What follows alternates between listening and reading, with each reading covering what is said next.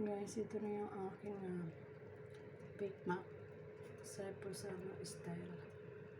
Ayan. Mamaya pagka lumamig siya, saka natin siya hihiwain dito muna sa gilid. Kasi didikit yan, mainit pa. So, ayan guys. Luto na yan actually. Kasi niluto na yan sa sa kaldero. Inano lang sa oven. Para humulma siya. Ganun. Ayan natin open ulit. Bake Mac for the win. Kasi mainit-init pa yung oven. Pinatay ko na ngayon. Mainit pa yung oven. Ayan. Maluluto pa yan dyan siya dito sa may ibabaw. Papaanuhin, papa-brownin siya. Nainitan na yung aking cellphone. Thank you for watching.